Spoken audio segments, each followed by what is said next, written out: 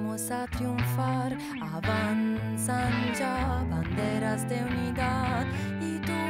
vendrás marchando junto a mí y así verás tu canto y tu bandera florecer, la luz del rojo amanecer anuncia ya la vida que vendrà, de pie marchar que el pueblo va a triunfar. Però vorrei chiedervi per qualche momento di pensare a 50 anni fa, quando per entrare a una scuola media, e per avere una scuola media diciamo degna di questo nome, si poteva farlo solamente se c'aveva una famiglia che aveva un reddito adeguato per sostenerlo, se no si andava all'avviamento professionale. Poi vorrei farvi pensare a 40 anni fa, quando finalmente, a prescindere dal diploma di maturità che si aveva,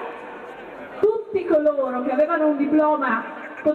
hanno potuto entrare nell'università. Non vi sto dicendo queste cose per farvi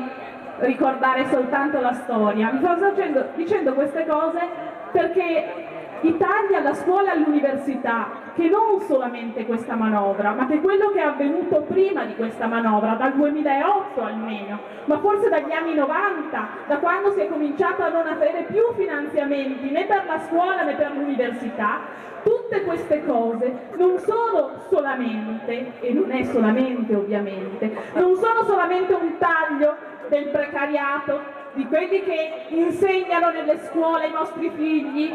di quelli che nelle università insegnano ai vostri figli, è anche un taglio dei diritti di tutti voi, uomini e donne, che quell'università avete potuto farla e che quell'università sperate di poterla fare ai vostri figli. Ci hanno imbrogliato, ci hanno detto che c'erano i bravi professori e i cattivi professori e hanno usato questa scusa per tagliare i finanziamenti per la scuola di tutti. L'università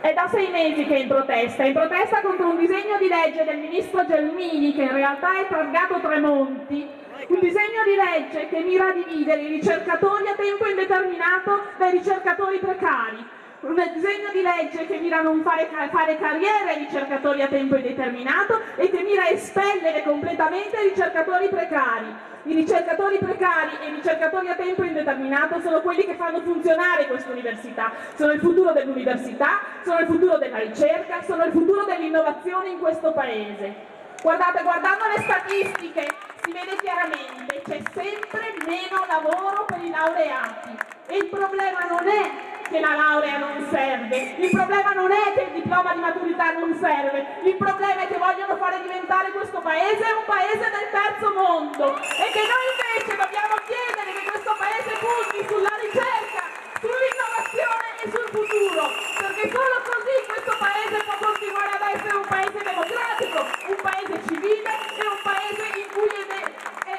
significativo vivere.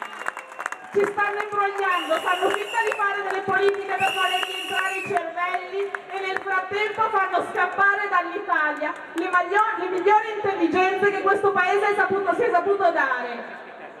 Se non sapete quante volte i miei docenti mi hanno detto ma perché non vai all'estero? Ma perché dovrei andare all'estero? Questo è il mio paese e rivendico un'università che sia degna di questo nome, che sia degna di tutti e in cui tutti possano partecipare. Rivendico un'università in cui tutte le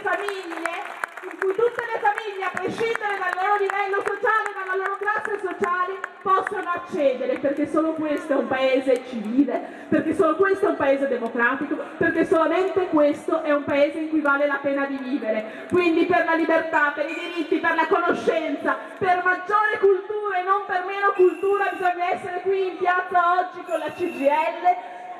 per vincere questa battaglia, che non è una battaglia politica nel senso di Bonanni, è una battaglia politica perché è una battaglia di civiltà. Grazie.